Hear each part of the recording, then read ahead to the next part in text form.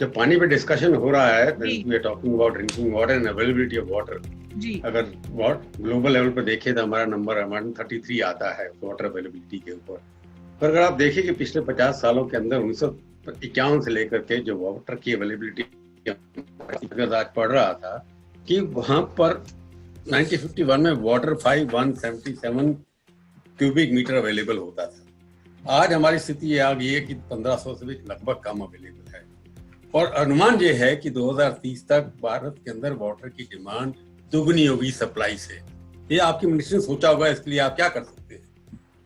देखिए चावला साहब, मैं निश्चित रूप से आपने जो आंकड़े दिए हैं उससे सहमत हूँ कि 1951 के साल में 50 के दशक में हमारी जितनी पानी की अवेलेबिलिटी थी वो घट करके अभी तीसरा हिस्सा भी नहीं रह गई। लेकिन इसको दूसरी तरफ हमको इस परिप्रेक्ष्य में भी देखना होगा कि total water available in 1951 and total water available today वो नंबर सेम है। सिर्फ जो है न्यूमरेटर कम हुआ है, जो है वो बढ़ा है, हमारी आबादी 3 से 4 गुना बढ़ी जी। इसके कारण से ये चुनौती खड़ी हुई है। लेकिन आज भी 4000 बिलियन क्यूबिक मीटर पानी हमारे पास में हर साल बरसात से या बर्फ गिरने से आता है या इंटरनेशनल बेसिन से आता है, जबकि उसके अगेंस्ट में हमारी वाटर होल्डिंग कैपेसिटी जो है वो 250 BCM। नो अनडाउटेडली हमको उसकी दिशा में काम करना पड़ेगा। इसीलिए मैंने अपने इनिशियल रिमार्क्स में भी ये बात कही थी कि हमारी चुनौती जो है वो पानी के प्रबंधन की है। दुनिया के बहुत सारे ऐसे देश हैं जिन देशों ने ठीक से अपने वाटर रिसोर्सेज को मैनेज किया है। मैं एक एग्जांपल देना चाहता हूं आपको।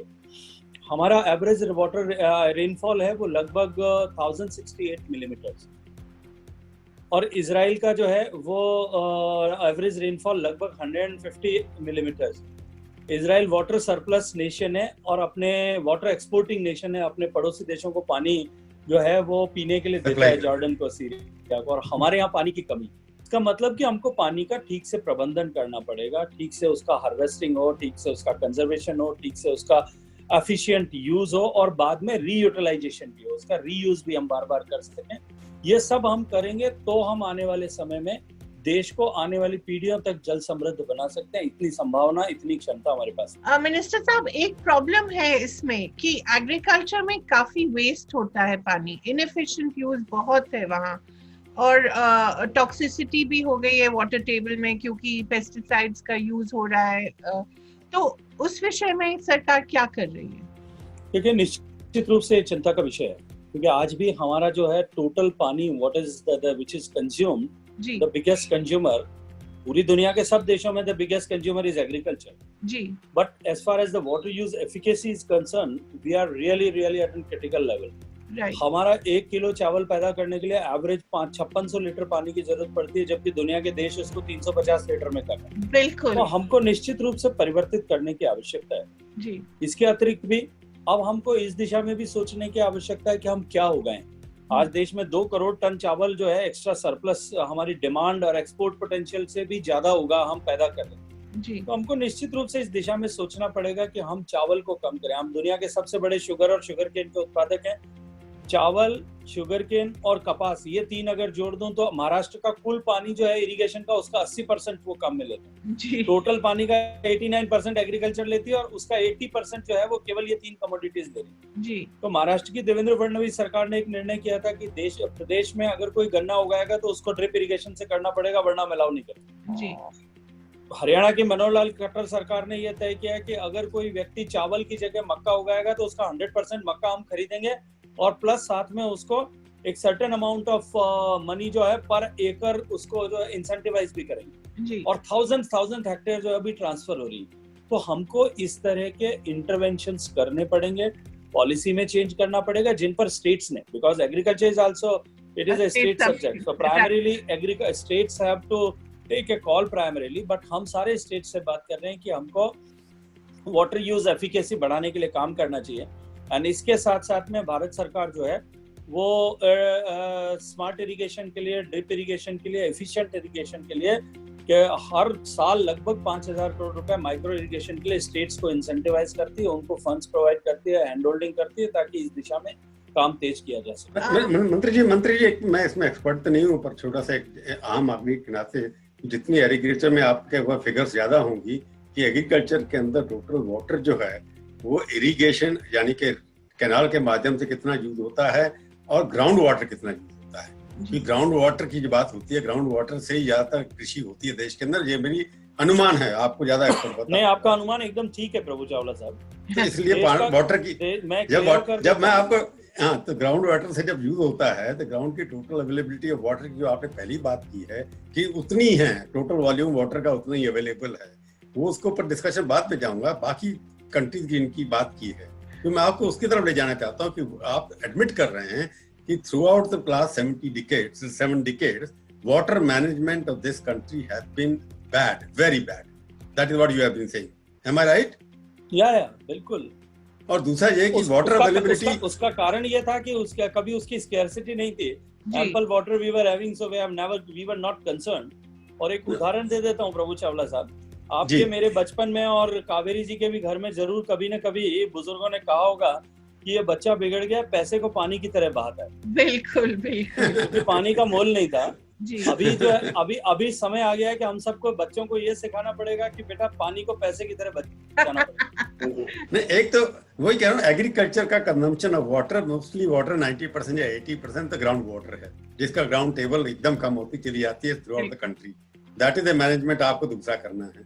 दूसरा जो availability of portable water daily use की बात है, उसका भी अवेलेबिलिटी कम होता चल जाता है per capita income. That is the figure which is worrisome. तो उसके लिए आप क्या सोच रहे हैं? क्योंकि इतना पानी कम मिल रहा है, वाटर राइट्स होने की संभावना होती जा रही है। लोगों का लगता है कि अगले कुछ सालों के अंदर अर्बन सिटीज के अंदर ऐसी जगह पर वाटर राइट्स होने वाले हैं। लोगों को सुबह 4 बजे उठ करके पानी देना पड़ता है। आप इसके लिए भी आपकी एक चिंता का विषय होगा ना आपके लिए। देखिए, निश्चित रूप से जो पहले आपने कहा कि हमारी डिपेंडेबिलिटी अंडरग्राउंड वाटर पर है, वो बिल्कुल ठीक है। पिछले 40 साल में कुल मिलाकर के जितने इरिगेशन फैसिलिटी, इरिगेटेड एरिया का एक्सपेंशन हुआ है, उसका 80% अंडरग्राउंड वाटर पर, सारा ट्यूबवेल पर है। अगर हरित क्रांति में सबसे बड़ा योगदान किसी का है तो ट्यूबवेल टेक्नोलॉजी का है। और दूसरा, जो हमारा टोटल वाटर कंज्यूम होता है इन द हिंदुस्तान में for all purposes, whether it is agriculture, domestic, industrial, for all purposes, उसका 65% जमीन के अंदर से आता है। दुनिया के सारी दुनिया मिलकर के जितना पानी जमीन में से निकालती है, उसका 25% अकेले हम भारत में निकालते हैं। सारी दुनिया, अमेरिका और चाइना दोनों जितना पानी निकालते हैं, उस मिलकर के उसका 1.5 गुना हम निकालते हैं। इसलिए निश्चित रूप से हमारा अंडरग्राउंड वाटर डिपेंडेबिलिटी ज्यादा है। और उसी के कारण से आपने ठीक कहा कि हमारे अंडरग्राउंड वाटर रिजर्वायर्स और सोर्सेज जो हैं वो धीरे धीरे डिप्लीट हो रहे हैं।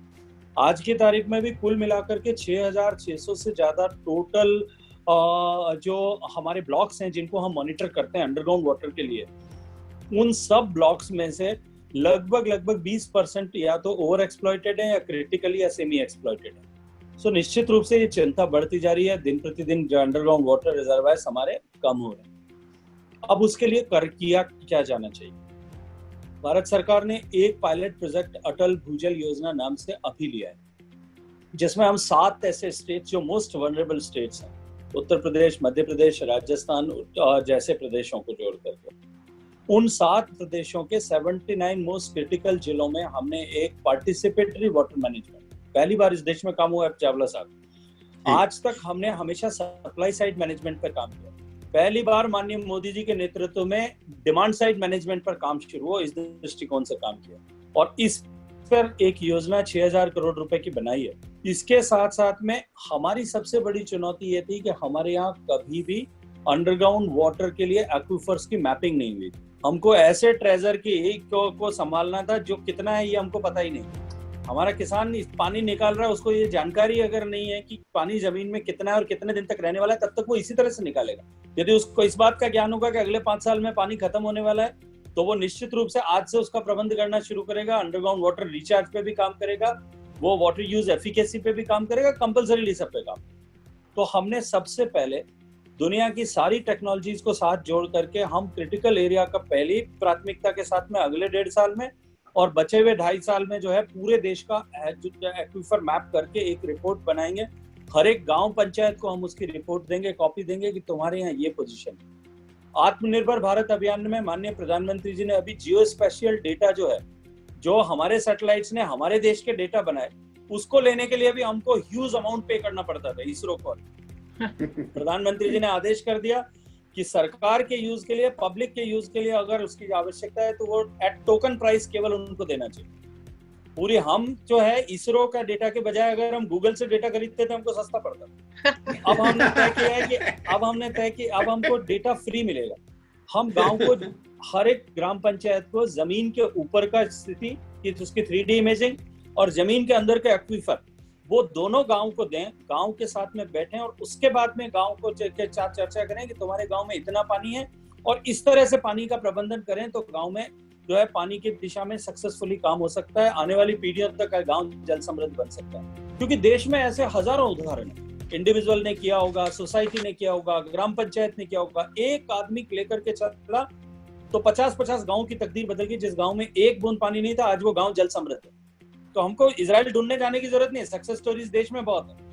लेकिन आपने ठीक कहा। मैं जय सिंह जी, सवाल ये है कि कितनी नदियां इस देश के अंदर थी, या कोई एक अनुमान ये कहता है कि हमारे देश के अंदर 10,000 11,000 नदियां थी। अभी 400 एक्टिव नदियां हैं, 8 मेजर नदियां हैं, और देखेंगे कि कितनी पोल्यूटेड सारी हो रही है। सोर्स ऑफ जल, आपने एक प्रधानमंत्री हर बार ओरिजिनल आइडिया लाते हैं, अच्छी चीजें लाते हैं, पर इम्प्लीमेंटेशन जब आता है तो वहाँ कहीं ना कहीं हमारी ब्यूरोक्रेसी, राजीव बैठे हैं, पूरा नहीं मानेंगे कि इम्प्लीमेंटेशन जब होता है तो गड़बड़ हो जाती है वहां पर जाकर के।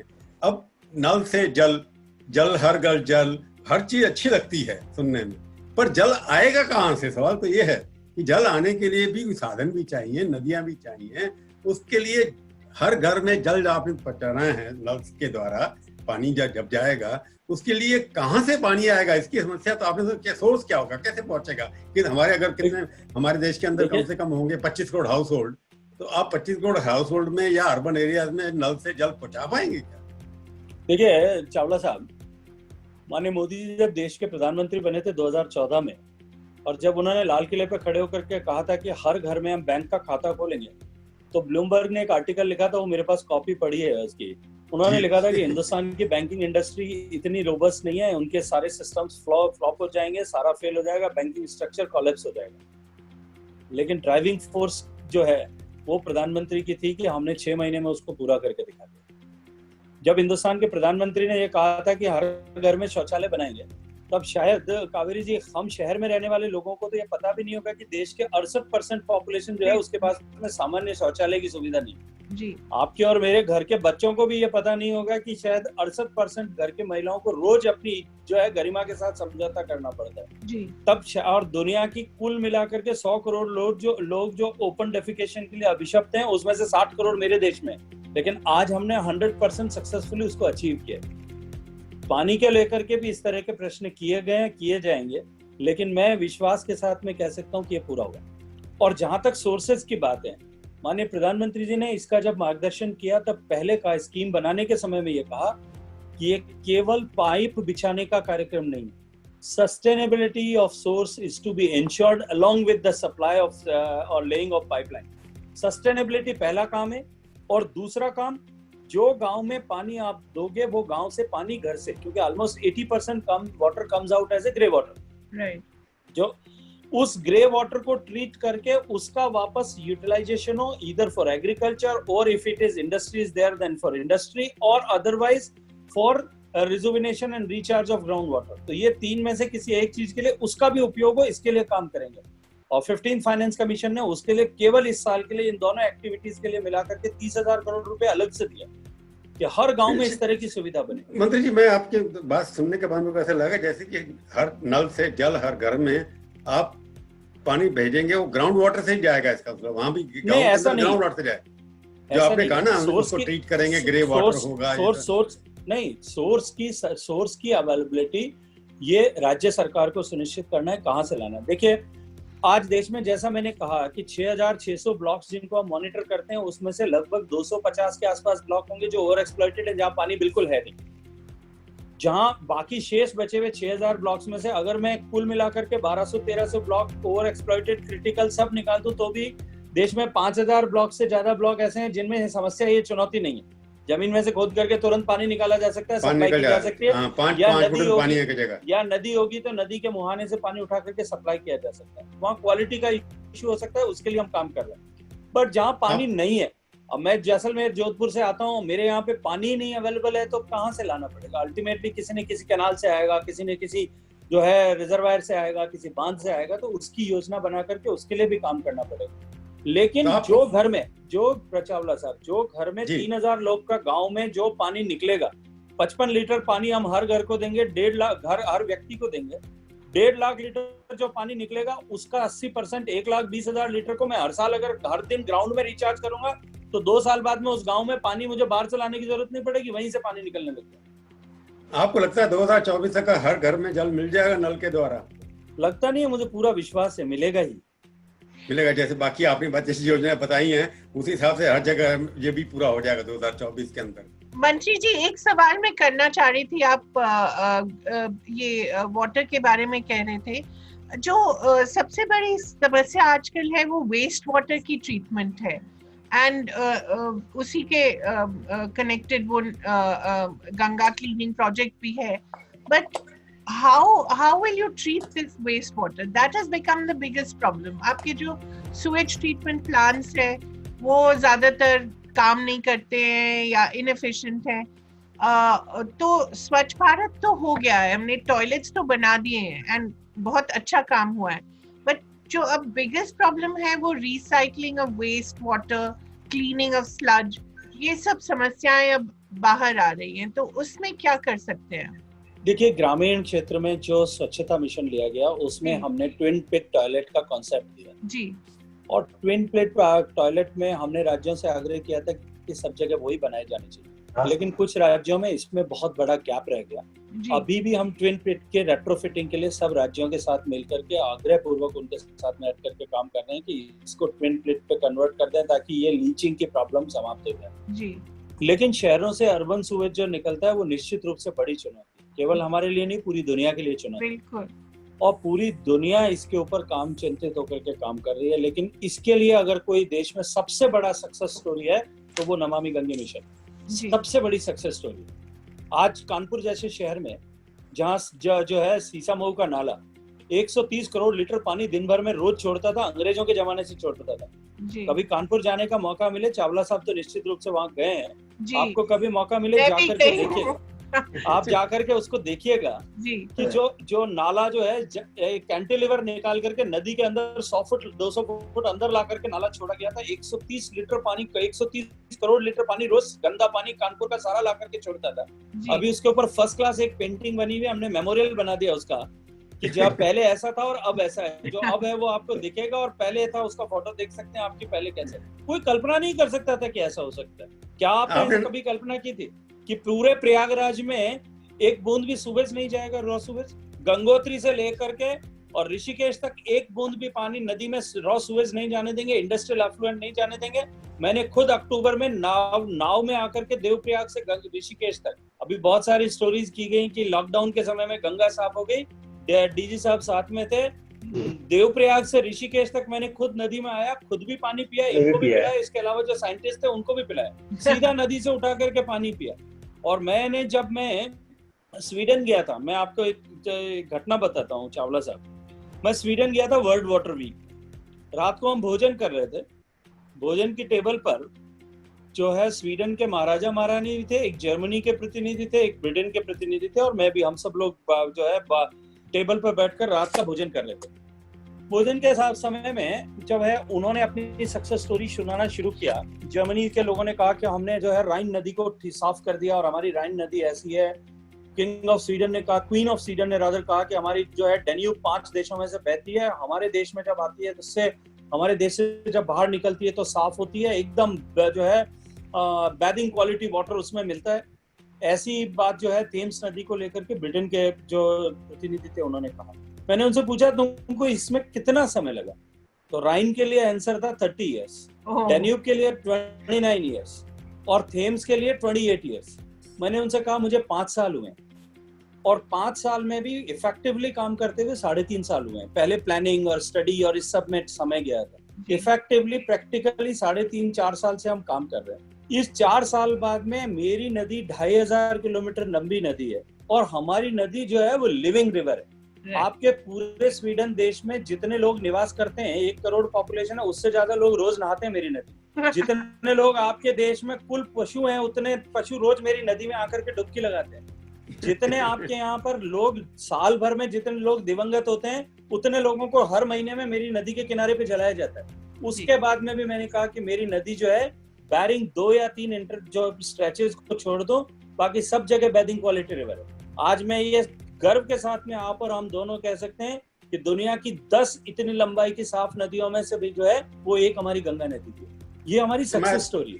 नहीं, मैं आपको पता यहाँ रोकूंगा थोड़ा, कि राजीव भी है मेरे को कई लंबी बात हुई सब्जेक्ट के ऊपर, कि आपने कहा कि 2500 किलोमीटर की गंगा है, उसमें जो आपने आंकड़े दिए हैं उसके हिसाब से अगर ऑफिशियल आंकड़े देख के चलें, इसके प्रोजेक्ट लगभग 310 आपके प्रोजेक्ट थे और 150 के करीब STP के प्रोजेक्ट थे, उसमें से कितने लगे अभी तक?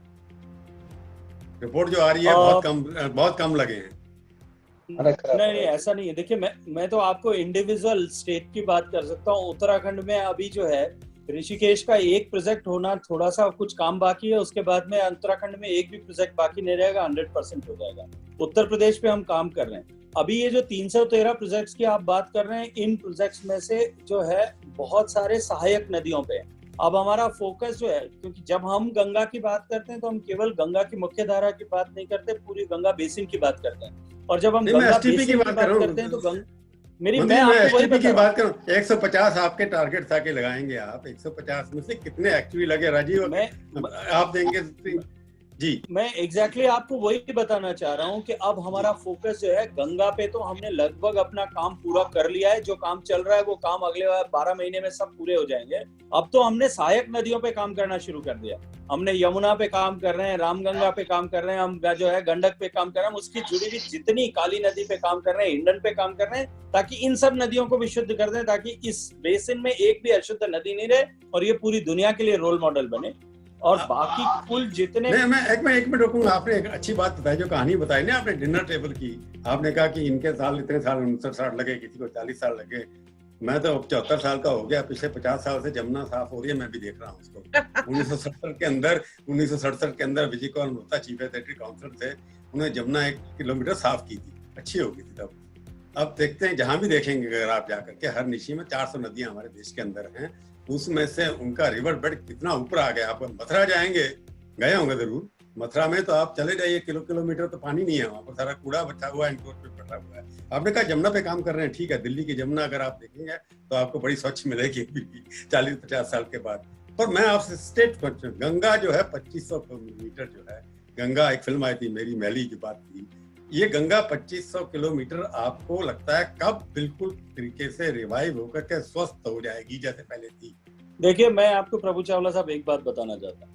आपने कहा 50 साल से यमुना में काम कर चल रहा है। देश का दुर्भाग्य था कि नरेंद्र मोदी देश में 2014 में आए। तो 50 उससे पहले जो है, उससे पहले 46-44 साल तक जो कुछ हुआ था उसके बारे में मैं जवाब नहीं दूंगा। लेकिन मैं एक बात कह सकता हूँ कि ये जो प्रश्न है जो आपने किया है, ये प्रश्न यक्ष प्रश्न है, हमेशा रहेगा।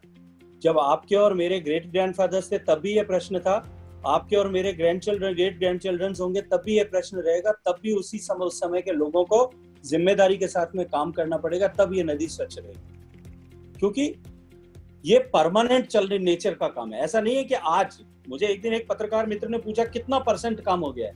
मैंने उनसे कहा तुम इस विषय को नहीं समझते हो अगर तुम परसेंटेज की बात कर रहे हो।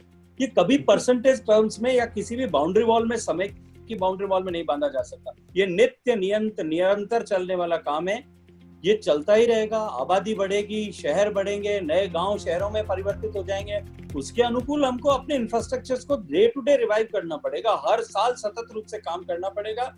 लेकिन गंगा केवल आस्था का विषय नहीं है, गंगा केवल वाटर रिसोर्स नहीं है। हमारे लिए गंगा जो है उसके बहुत सारे मायने हैं। इसीलिए प्रधानमंत्री जी ने जो कॉन्सेप्ट दिया वो मैं आपके साथ में साझा करना चाहता था कि गंगा का जो अभिप्रेत है वो केवल आस्था की गंगा, नमामि गंगे का जो है वो केवल निर्मल गंगा नहीं, वो अविरलता जो है कि हम ये लगातार अविरल बहती रहे। क्योंकि पोल्यूशन का सबसे बड़ा रास्ता जो है वो है डाइल्यूशन।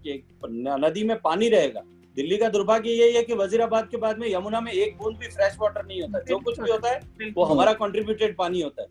और उसके अतिरिक्त जो है हमने इस नमामि गंगे मिशन का तीसरा पिलर जो है वो है जन गंगा, कि हम आम जन की रिस्पॉन्सिबिलिटी को जनता गंगा के साथ में क्रिएट करें, उनका उत्तरदायित्व उनको समझाएं, उनकी कनेक्टिविटी बनाएं। और उसके लिए हमने बहुत सारे मेजर्स लेकर के काम किए। और इसके बाद में तीसरा जो है वो है जन गंगा के बाद में चौथा ज्ञान गंगा, कि इस गंगा पे हम जो नमामि गंगे मिशन पे काम कर रहे हैं, it is we are acquiring knowledge, कि इसके माध्यम से हम इस एक्सपीरियंस को देश के अन्य बेसिन्स पे जो है यूज कर सकें और उसको तेजी के साथ में उनके ऊपर काम कर सकें। एंड द लास्ट जो है और सबसे इंपॉर्टेंट है, दैट इज अर्थ गंगा। जब माननीय प्रधानमंत्री जी के सामने हमने ये 4 कॉन्सेप्ट रखे थे तो उन्होंने कहा कि जब तक अर्थ साथ नहीं जोड़ोगे कुछ नहीं होगा। और उन्होंने अर्थ गंगा का कॉन्सेप्ट कानपुर की नेशनल गंगा काउंसिल की मीटिंग में दिया कि इकोनॉमिक एक्टिविटी के साथ में गंगा को जोड़ो, गंगा बेस्ड टूरिज्म हो, गंगा बेस्ड एग्रीकल्चर हो, गंगा बेस्ड मॉन्यूमेंट्स हो, सब कुछ गंगा से जुड़ा हुआ गंगा के प्रवाह क्षेत्र में होगा, अपने आप लोगों की गंगा के साथ में कनेक्ट बन जाएगा। तो इन सब विषयों को एक साथ मिलकर के काम कर रहे हैं। ये गंगा का प्रश्न हमेशा रहेगा, लेकिन फिर मैं एक बार जिम्मेदारी से कहूंगा कि आज भी मेरी गंगा नदी देश की नहीं दुनिया की 10 साफ नदियों में से, इस लंबाई की 10 साफ नदियों में से एक है, जबकि मेरी चुनौतियां जो है उनसे 10-10 गुना बड़ी। कमलापति से बात ठीक क्यों किया था चेयरमैन अपॉइंट मिसेस गांधी ने कि उसको मंत्रिमंडल से निकाल करके उनको देना था, तो उनको गंगा अथॉरिटी का चेयरमैन बना दिया गया था। तो उस वक्त तो सिंबॉलिक था। अब तो इतना बड़े मंत्री बैठे हैं, पूरा मंत्रिमंडल के कैबिनेट रैंक का आदमी बैठा है। मैं सिर्फ बिहार, क्योंकि गंगा की बार बार आप बात कर रहे हैं, मैं राजीव से पूछना चाहूंगा कि बिहार के अंदर एसटीपी जो लगने थे वो क्यों नहीं लगे? मैं बताता हूँ। जैसा माननीय मंत्री जी ने कई चीजें बताई हैं और आपने एसटीपी की बात की थी। जब हम लोगों ने नमामि गंगे की शुरुआत की थी तो हमने देखा कि पहले भी बहुत सारे एसटीपी बने थे लेकिन वो ठीक से चले नहीं। तो हमारा जो एक पूरा अप्रोच रहा कि हम ऐसा काम करें कि केवल हम एसटीपी बनाए ही नहीं, उसको चलाने की भी व्यवस्था करें। उसको लेते हुए गंगा के किनारे जितने भी शहर हैं सबका हमने पूरा कंडीशन असेसमेंट किया कि पुराने एसटीपी की क्या व्यवस्था और नया क्या चाहिए। बिहार की स्थिति जब आप बताते हैं तो हमने पाया कि बिहार में गंगा एक्शन प्लान वगैरह में भी जो गंगा के किनारे के शहर हैं वहां पे एसटीपी बने ही नहीं थे। तो एक तरह से बिहार में जो गंगा टाउन्स हैं उस पे एक नमामि गंगे में ही पहली बार काम हो रहा है। मैं आपको बताता हूँ, जो पुराने एसटीपी बिहार थे उसकी कैपेसिटी लगभग 60-70 एमएलडी थी, वो भी ठीक से नहीं चलते थे। आज हम 650 एमएलडी कैपेसिटी के एसटीपी हमने केवल नमामि गंगे में सैंक्शन किए हैं और उस पर बना रहे हैं, ऑलमोस्ट 10 गुनी कैपेसिटी कर रहे हैं। पटना शहर में जो कि स्टेट कैपिटल था, पहली बार नमामि गंगे के अंदर एसटीपीज और सीवर नेटवर्क डाले जा रहे हैं।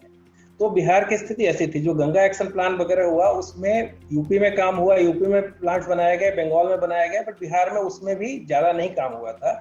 और इसीलिए अभी आप देखेंगे तो जो कंप्लीटेड प्रोजेक्ट्स है बिहार में आपको कम नजर आएंगे, क्योंकि हमने शुरुआत ही की है। 2017-18 से प्रोजेक्ट लिए हैं और आज 2 एसटीपी लगभग 80 एमएलडी की नए एसटीपी बिहार में चलने लग गए हैं। बेऊर में और करमाली चक में बन गए हैं और सैदपुर में भी 2-3 महीने में पूरे हो जाएंगे।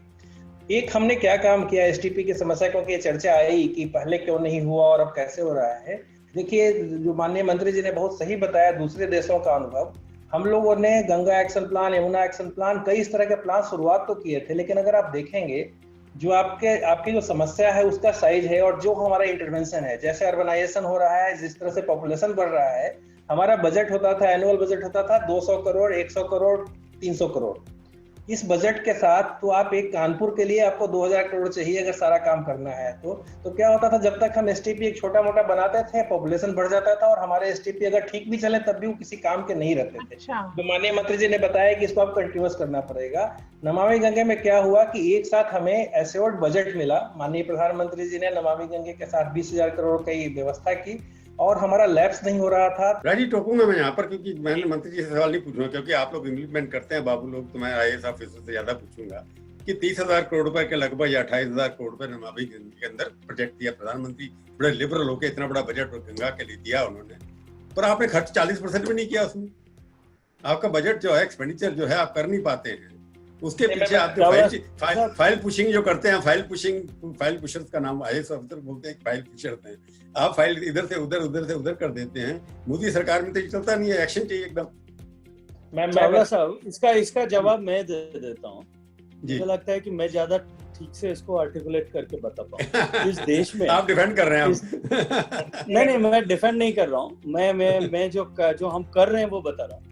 देखिए, इस देश में संकट, जैसा अभी राजीव मिश्रा साहब कह रहे थे, संकट ये था कि हमने पीस मील में काम किया।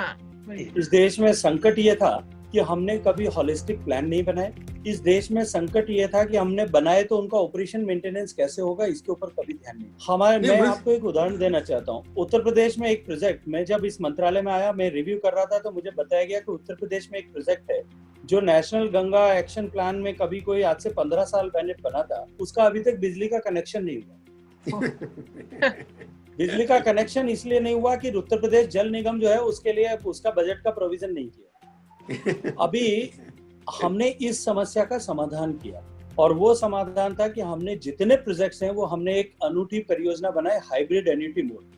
हाइब्रिड एन्युटी मोड में जो प्रोजेक्ट हम सैंक्शन करेंगे उसको जो कंसेशनर, जो भी कोई व्यक्ति बनाएगा, जो संस्था बनाएगी, अगले 15 साल तक उसको चलाएगी, इसकी जिम्मेदारी भी उसकी। और हम केवल उसको उसकी लागत का 40% ही अपफ्रंट पे करेंगे, बाकी 60% को 15 साल तक टुकड़ों में पे करेंगे और उसके साथ साथ में उसका ऑपरेशन मेंटेनेंस चार्जेस भी पे करेंगे ताकि 15 साल तक वो ठीक से चले, इसकी जिम्मेदारी उसकी रहे। और हमने केवल यहीं तक नहीं रुके, हमने कहा कि वो जो कंसेशनर उसको बनाएगा उसकी जिम्मेदारी केवल उस प्रोजेक्ट तक की नहीं होगी, प्रयास ये करेंगे कि उस सिटी में जितने पुराने प्रोजेक्ट्स हैं वो सब भी वही चलाए, क्योंकि वन सिटी वन ऑपरेटर है। हम एक आदमी को कान पकड़ करके अगर कहीं गलत है तो उसका हम उसकी अकाउंटेबिलिटी फिक्स कर सकें कि इस शहर में खराब पानी आ रहा है। और मैं तो इससे भी आगे बढ़ करके काम कर रहा हूँ। माननीय प्रधानमंत्री जी हमेशा तकनीकी की बात करते हैं, मुझे उन्होंने कहा कि ऐसी तकनीकी बननी चाहिए कि तुम्हारे ऑफिस में बैठे हुए तुमको पता होना चाहिए कि पिछले 3 महीने में कौन से घंटे के कौन से मिनट में किस जो है सीवेज ट्रीटमेंट प्लांट से किस क्वालिटी का पानी एफ्लुएट हुआ है, ये सेंसर बेस तुम्हारे पास में डेटा होना चाहिए। तो इसलिए आने वाले 15 साल में देखिए पहले क्या हुआ था, मैंने कहा उसकी मैं चर्चा करूंगा तो उचित नहीं होगा इस प्लेटफॉर्म पर, लेकिन अभी जो खर्चा हम कर रहे हैं, जो 26,000 करोड़ में से 40% खर्च किया है, लेकिन आगे 15 साल तक भी हमको ही उसे खर्च करना है, हमको उसको भी ध्यान में रख करके काम करना पड़ेगा कि वो 26,000 करोड़। नहीं ठीक है, मैं जो कहा कि खर्चा, पैसे की कमी नहीं है, दिखाई देता है कि खर्चा नहीं हो रहा। ये आपकी रिपोर्ट से मैं उसी को पढ़ रहा हूँ। राजीव से सवाल जो पूछा था कि जो आपका काम है, इतनी मल्टीप्लिसिटी अथॉरिटीज हैं, हर शहर के अंदर अलग अलग एजेंसीज हैं, कोई म्युनिसिपल कॉर्पोरेशन है, कहीं डेवलपमेंट अथॉरिटी है, कहीं आपने कहा कि जंगल का डिपार्टमेंट भी आता है, फॉरेस्ट से लेके जाना है आपको। ये सब कोऑर्डिनेशन के लिए आपको प्रॉब्लम तो होगी ना। गंगा अथॉरिटी तो बना दिया आपने, पर शहरों में जो मल्टीपल, जैसे दिल्ली में 50 अथॉरिटीज है जो एक चीज होती है, नाला जाता है नई दिल्ली से पहुंचता है पुरानी दिल्ली में, जाता है कैंटोनमेंट में, फिर आ जाता है कॉर्पोरेशन में। ढूंढते रहिए कौन से पैच को आपने मिलाना जमुना के अंदर जाके। जमुना जो आज तक साफ नहीं हुई है क्योंकि यहाँ अलग अलग डिपार्टमेंट है। तो एसटीपी जब लगाना शुरू करेंगे तो अंदर, जब तक सिटी का सीवर नहीं बदलेगा, सीवर वहां पर 4 इंच का पाइप लगाया था 1950 के अंदर, अब चाहिए 400 फुट का, तो उसका कोऑर्डिनेशन भी कैसे होगा आपके पास? वो राजीव को पता होगा कि इस तरह की समस्या कैसे सॉल्व कर रहे हैं आप? नहीं, जैसे आप सही बता रहे हैं, कई अथॉरिटीज काम कर रहे हैं। एक तो देखिए जो हमारा नमामि गंगे है उसमें पॉल्यूशन अबेटमेंट एक बड़ा पार्ट है, एसटीपी जो, उसकी चर्चा करेंगे हम। और कई अथॉरिटीज के साथ फ्लो बढ़ाने के लिए या फॉरेस्ट बढ़ाने के लिए करते हैं। पहले एसटीपी की बात करते हैं। ये प्रोग्राम ऐसा है जिसमें कि एक नेशनल अथॉरिटी बनाई गई है नमामि गंगे में, एनएमसीजी को एक अथॉरिटी का दर्जा दिया गया और इसको कई चीजें डेलीगेट की गई और इसके चलते काफी तेजी से काम हुआ। जो आप बता रहे थे कि फाइलों में रुक जाती है या डिले होता है, तो उस डिले को रोकने के लिए गवर्नमेंट ने भी इसका स्टडी करके एनएमसीजी को एक अथॉरिटी बना के काफी कुछ डेलीगेट किया गया, जिसके चलते हम लोग 2017 से ढेर सारे प्रोजेक्ट एक साथ शुरू कर पाए। इसी तरह से स्टेट में भी हमने स्टेट मिशंस बनाए हैं, उसमें और इम्प्रूव करने की तो जरूरत हमेशा रहती है, लेकिन कोऑर्डिनेशन बढ़ाने के लिए हमने इसी तरह का स्टेट मिशन बनाया है जो अलग अलग डिपार्टमेंट के साथ वो करता है।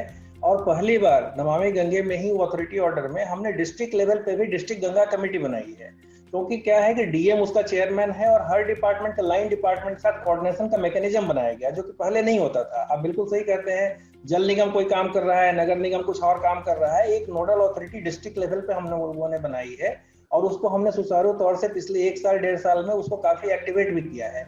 जो माननीय मंत्री जी ने बताया वो क्या है कि केवल पॉल्यूशन ही नहीं, जंगल लगाने का काम है, छोटी छोटी नदियों के रिजुवनेशन का काम है, या लोगों को जोड़ने का काम है, एनसीसी हो, एनएसएस हो, एनवाईके हो, इन सब से भी काम कराना है। तो एक डिस्ट्रिक्ट गंगा कमेटी के लेवल पे वो काम काफी अच्छी तरीके से कोऑर्डिनेट होने लगा है।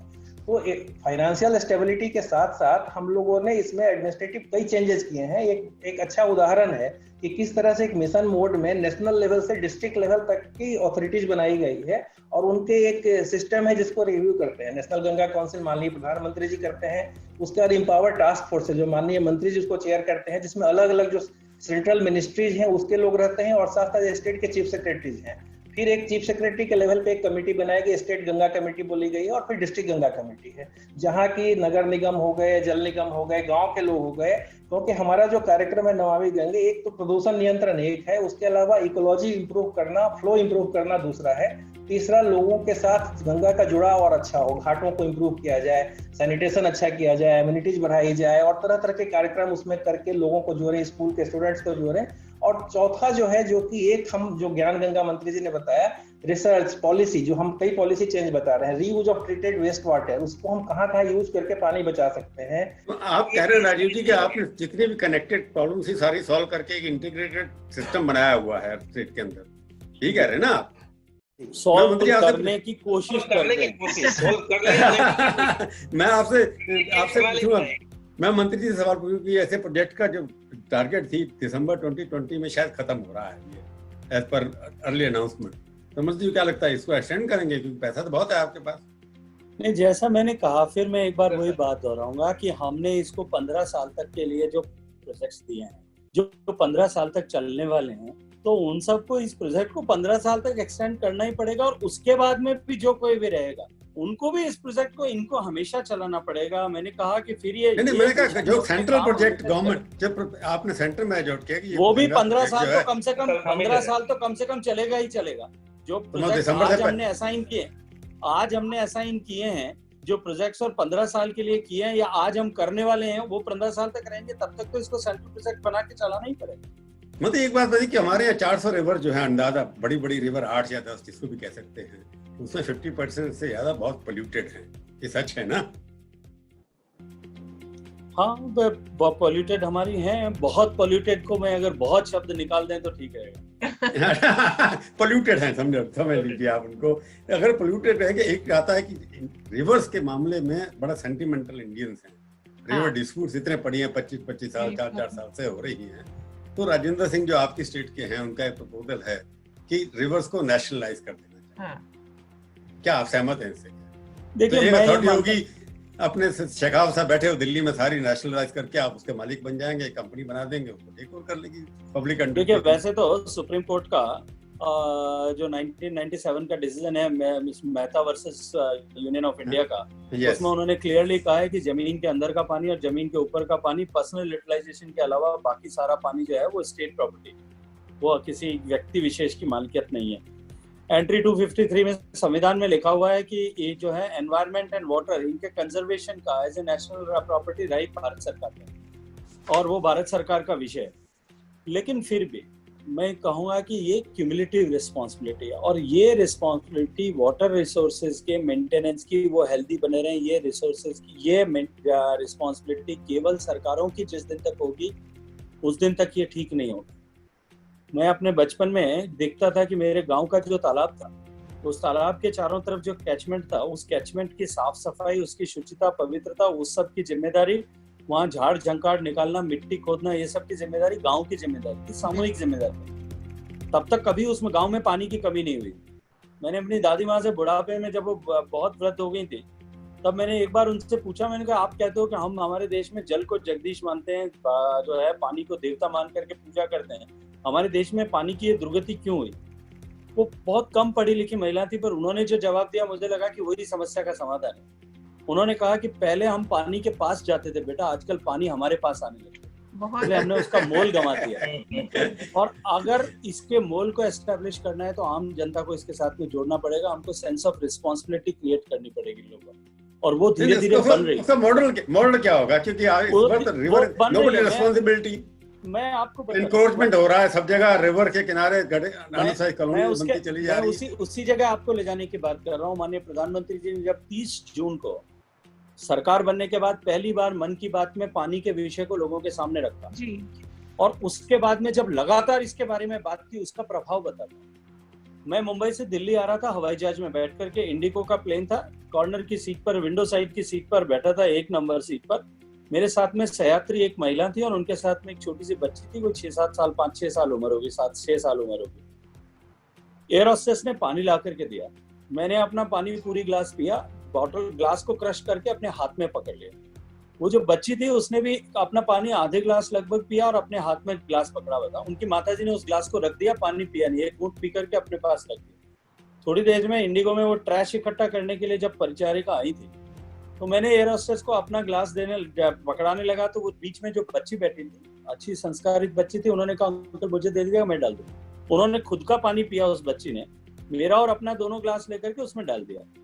उनकी माताजी जब वो अपना एक घूंट पिया हुआ पानी का ग्लास जब ट्रैश में डालने लगी, तो उस बच्ची ने हाथ पकड़ करके, वो अपने मोबाइल में कुछ देख रही थी, शायद व्हाट्सएप में कोई मूवी देख रही थी या कुछ भी देख रही थी, उस बच्ची ने माँ का हाथ पकड़ा और कहा mama you can not waste water, PM ने कहा कि पानी वेस्ट नहीं करना चाहिए। See, this is what the point of beginning। यहाँ से शुरुआत होगी और यहाँ से जब शुरुआत होगी तभी देश में परिवर्तन आएगा।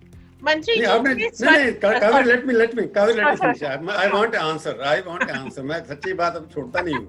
आप मेरे क्वेश्चन का जवाब दीजिए। रिवर का नेशनलाइजेशन स्टेट लेवल का हो या स्टेट में, इसका मैनेजमेंट जो है टेक ओवर करना चाहिए कि नहीं? There is no river management authority throughout the country। देखिए मैं आपको एक विषय, इस विषय में एक बात और कहना चाहता हूँ।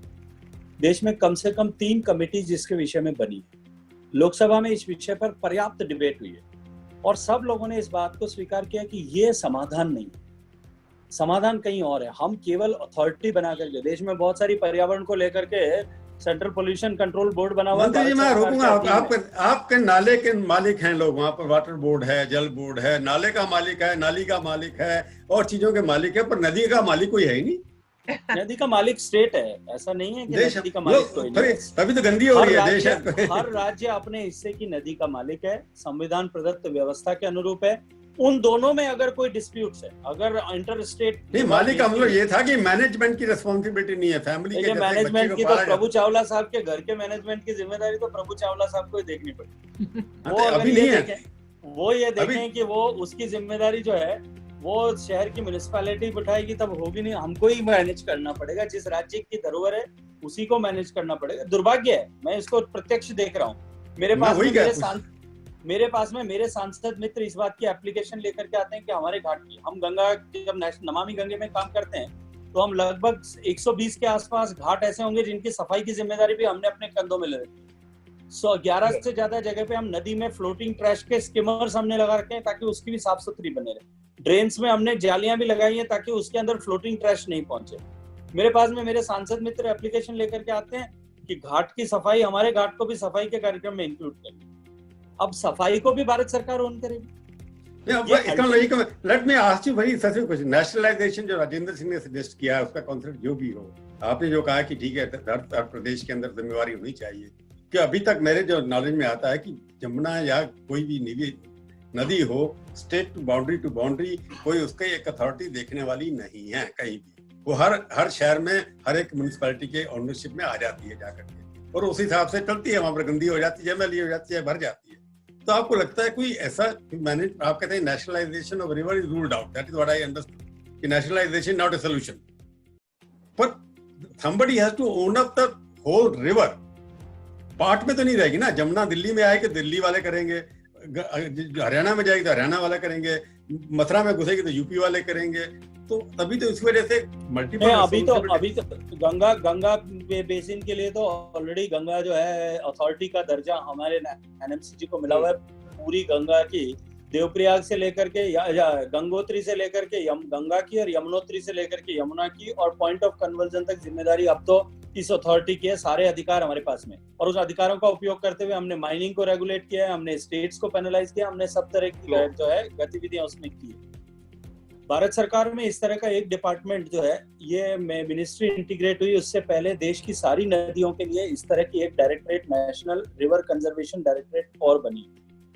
वो MOEF के साथ में थी और दुर्भाग्य से MOEF में उसकी कोई प्राथमिकता नहीं थी, लेकिन इस जो है इंटीग्रेशन के बाद में उसकी जिम्मेदारी भी हमको दी गई और हमने उसकी जिम्मेदारी, उसका जिम्मा भी जो है NRCD का जिम्मा भी राजीव मिश्रा साहब को दिया है। हम देश की बाकी अन्य नदियों का भी अध्ययन कर रहे हैं। और मैं आपको याद दिलाना चाहता हूँ राष्ट्रपति जी का अभिभाषण, जिसमें माननीय राष्ट्रपति जी ने स्पष्ट ये कहा था कि हमने गंगा पे सफलतापूर्वक काम किया है और आने वाले समय में हम देश की 5 और प्रमुख बेसिन्स, जिनमें गोदावरी और नर्मदा, गोदावरी, इन सब बेसिन्स का उन्होंने उल्लेख किया, इन सब बेसिन्स पर भी इसी तरह से काम करेंगे। तो देश के ये जो 5 बेसिन्स की बात जो की है, उनके साथ में अगर गंगा बेसिन को जोड़ दें तो देश की 80%, 90% नदियां उसमें समाहित हो जाएंगी। नहीं, आपको लगता है कि राजीव, मैं आपके नाम लिया था, इसे पूछा, जो मॉडल गंगा अथॉरिटी का है, similar model are you going to provide for other states also in terms of some statutory provision? जैसा माननीय मंत्री जी ने कहा, हम उस पर चर्चा कर रहे हैं और इसी लाइन पे उनको भी कैसे स्ट्रेंथन किया जाए। जो 5 नदियों की चर्चा की, यमुना तो ऑलरेडी गंगा के अंदर में आ जाती है, सेम बेसिन में होता है। इसके अलावा जैसे गोदावरी है, कावेरी है, नर्मदा है, पेरियार है और महानदी है, इन नदियों को भी हम स्टडी कर रहे हैं। कल ही हम मीटिंग कर रहे थे कि हमने इसके लिए बायोडाइवर्सिटी के लिए WIA से पूरा प्रोग्राम बनाया है, wild life institute of India, उसी तरह के इन नदियों पर भी कर रहे हैं। और इसी तरह का एक मॉडल वो कैबिनेट में जाएगा, अप्रूव होगा, बट इसी लाइन पे हम मॉडल बना रहे हैं। आपने बिल्कुल सही शब्द कहा कि बेसिन का अप्रोच अगर सही मामले में होगा तो इंटर स्टेट या विद इन स्टेट भी जो इशूज आती हैं उसके लिए एक अथॉरिटी होगी। तो हम कोशिश कर रहे हैं, जो हमें भी अथॉरिटी का दर्जा दिया गया, हम भी इंटरनेशनल एक्सपीरियंस भी देख रहे हैं और NMCG में रिवर बेसिन ऑर्गेनाइजेशन बनाने के लिए क्या क्या और हमें करना चाहिए और इसी तरह दूसरी नदियों के लिए भी क्या करना चाहिए, उस पर विचार हो रहा है और इसी तरह का प्लान हम उन पर भी बनाने की कोशिश कर रहे हैं। मैं क्षमा चाहूंगा दोनों से, मेरे को अभी तक नहीं समझ आ रहा कि आप मैनेजमेंट ऑफ रिवर्स तो होना चाहिए देश के अंदर, उसका मॉडल गंगा बेसिन अथॉरिटी वाला होना चाहिए या हर स्टेट को एक रिवर अथॉरिटी बनानी चाहिए अपनी स्टेट के अंदर? थोड़ा क्लैरिटी चाहिए मेरे को अपनी जनता के लिए कि रिवर्स हमारी मर रही हैं, हर जगह मर रही हैं, कई जगह सुधर भी रही होंगी। गंगा जैसे कुछ पार्ट में सुधर रही है, हालांकि सबसे ज्यादा गंगा, अभी मैं देख रहा था कहीं पर, सबसे ज्यादा नदियां जो हैं महाराष्ट्र, गुजरात, असम, MP, वेस्ट बंगाल में पोल्यूटेड है सबसे ज्यादा। तो देख रहे हैं स्ट्रेचेस, उनके स्ट्रेचेस सबसे ज्यादा पोल्यूटेड है। तो मेरे को अभी तक नहीं समझ आ रहा कि कोई ऐसा कोई मॉडल है कि हर जगह नदियों का एक अथॉरिटी इंचार्ज होनी चाहिए। इसके बारे में आप दोनों कुछ कमेंट नहीं कर रहे, मेरे समझ नहीं, आइडियल पॉलिटिकल क्वेश्चन है क्या? Political implication? नहीं, मैं चावला साहब बिल्कुल भी नहीं, मुझे कोई गुरेज नहीं है इसमें। आइडियल सिचुएशन है कि ऐसा होना ही चाहिए। आइडियल सिचुएशन ये है कि वाटर जैसे सारी दुनिया के देशों में हम इजराइल की बात करते हैं या दुनिया के दूसरे देशों में है, वो उसका जो है राज्य की संपदा होनी चाहिए। चाहे जमीन के अंदर का पानी है, चाहे जमीन के बाहर का पानी है, वो राज्य की संपदा होनी ही चाहिए। लेकिन आइडियल सिचुएशन और प्रैक्टिकल सॉल्यूशन, इन दोनों के बीच में जो है हमको बैलेंस बना करके काम करना पड़ेगा। ये एक एक्सपीरियंस हमारे पास लिए था। आज से 10 साल 5 साल पहले किसी ने कल्पना नहीं की थी कि देश में जो है गंगा मिशन NMCG जैसा काम होगा और एक अथॉरिटी बन जाएगी। और जैसा मैंने कहा कि ये ज्ञान गंगा हमारे लिए है। हमने इस सब से जो एक्सपीरियंसेस सीखे हैं, इसके हिसाब से हमने, हमारा अनुभव कहता है, अभी राजीव मिश्रा साहब कह रहे थे कि पहले हम काम कर रहे थे, 2 साल से हम काम नहीं कर पाए 2017 तक, क्योंकि अथॉरिटी नहीं बनी। अथॉरिटी बनने के बाद में हमारे पास जो ताकत आई, हमारे काम की गति जो 5 गुना हो गई। निश्चित रूप से दूसरी नदियों पे काम करेंगे, इस तरह की अथॉरिटीज बनानी ही पड़ेगी। अल्टीमेटली हमको उस रास्ते पर जाना ही पड़ेगा, बट और जितना जल्दी जाएंगे उतना अच्छा होगा। यही मैं कहना चाहता कि आप कहिए ये बात कि हर जगह ऐसे अथॉरिटी बननी चाहिए, अच्छा काम है ये। पर सवाल मैं आपसे आखिरी सवाल पूछना चाहूंगा, कावेरी पूछेंगे उसके बाद, कि आपको क्या लगता है कि हमारी गंगा पूरी तरह से स्वच्छ स्वस्थ कब तक हो जाएगी? हो गई है पूरी तरह से, काम है पूरी तरह से।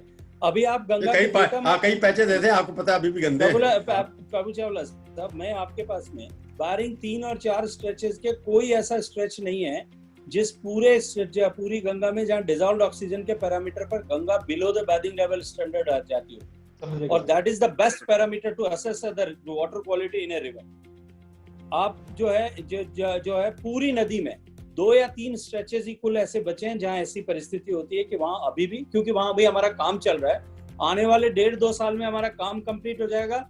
मैं आपको, अभी हमने एक गंगा यात्रा की थी, मैं आपकी जानकारी के लिए बताऊं, 4 साल पहले हमने एक गंगा में राफ्टिंग एक्सपीडिशन किया था। गंगा के उद्गम स्थल से गंगा के महाप्रयाण स्थल तक, फ्रेजरगंज तक, बोट के माध्यम से साइंटिस्ट और एडवेंचर स्पोर्ट्स के लोगों ने जुड़ करके जाके और पानी का असेसमेंट किया था, कितने नाले आते हैं, कहाँ से आते हैं, कैसे नाले आकर के मिलते हैं, क्या क्वालिटी है, एक्वाटिक लाइफ क्या है, क्या पोजीशन है। और 4 साल बाद में अभी दोबारा किया, और जब दोबारा किया तब many folds improvement in all the categories।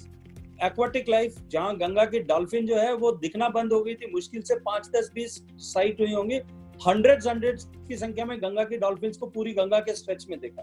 जो नदी में, गंगा में जो मछलियां खत्म हो गई थी, गोल्डन मार्शीट से लेकर के सारी, उन सबको वापस नदी में उस लाइफ को रिजुविनेट होते हुए देखा है। गंगा के सारे टर्टल्स वापस लौट आए। इसलिए गंगा में जो है निश्चित रूप से अब हमको अपने दिमाग से भी मैं चाहूंगा कि ये विषय को निकालना होगा कि राम उधरी गंगा मैली हो गई। अब तो राज कपूर साहब तो रहे नहीं, और प्रभु चावला साहब जरूर ऐसी मूवी बना सकते हैं कि राम उधरी गंगा वापस साफ होगी। यमुना का क्या होगा? यमुना इतनी गंदी हो रही है, उसका क्या होगा?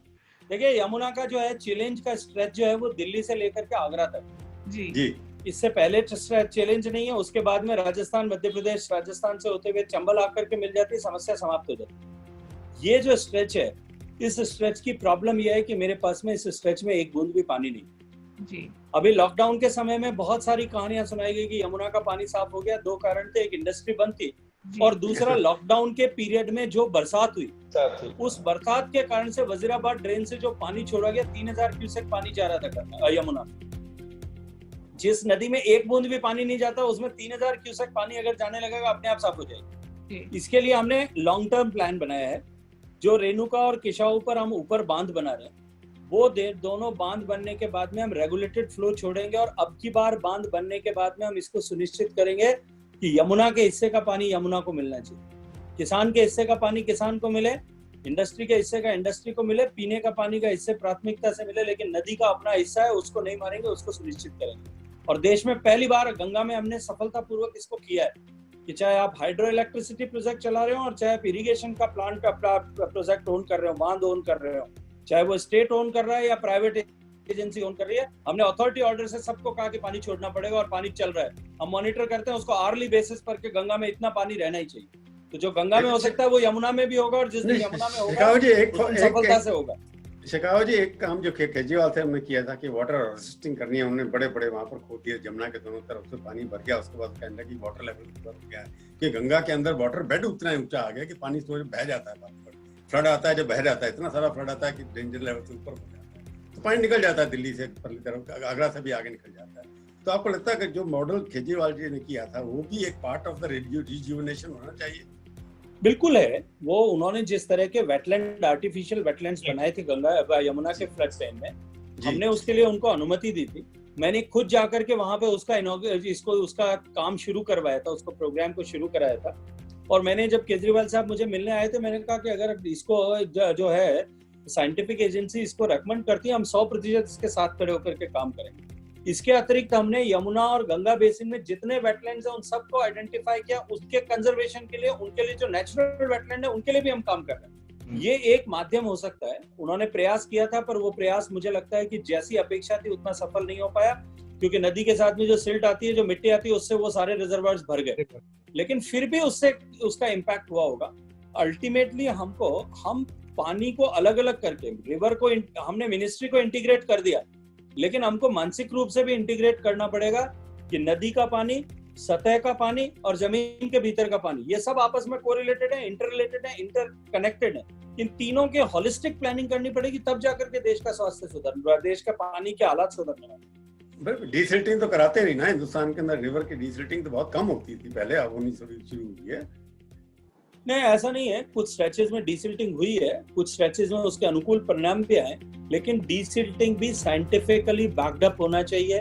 डीसिल्टिंग के नाम पर बजरी माफिया का काम करे, इसको तो कम से कम अलाउ नहीं किया। This is a conversation that can really go on. It was really very inspiring and insightful. I think जो आपने हमें बताया आज बहुत ही इंफॉर्मेशन दी, और मुझे लगता है कि अगर कोई कर पाएगा साफ गंगा को तो केवल आप हैं। तो आई होप नहीं, मैं तो मात्र निमित्त तो सब मोदी जी कर रहे हैं, मैं तो उनका टूल हूँ, केवल उनके वर्किंग एजेंट। नहीं, जैसे मोदी हमने स्वच्छ भारत देखा, आई थिंक वैसे ही स्वच्छ गंगा भी मिलेगी हमें। थैंक नहीं, यू। उससे कंपैरिजन मत कर, स्वच्छ भारत के मामले में उतने सक्सेसफुल नहीं है जितने गंगा में है। Anyway, that is my personal experience. जी, हो सकता है वो अच्छा हो। ठीक है, बहुत अच्छा काम किया आपने दोनों ने। Thank you very much. Thank you very much. Thank you Kaveri ji, thank you very much, धन्यवाद आपको। एंड थैंक यू मैंने प्रभु चावला साहब, मैंने बोलने में अपना पर सेकंड स्पीड को थोड़ा ज्यादा रखा ताकि ज्यादा मैं बता सकूं जितना मुझे पता है। आपने बहुत अच्छा बोला, थैंक यू। इतना है कि जल्दी जल्दी जितना बोल वाटर वॉरियर तो यही है, शेखावत जी हैं, वो नहीं है दूसरे वाले लोग जितना जी जानते हैं वाटर के बारे में।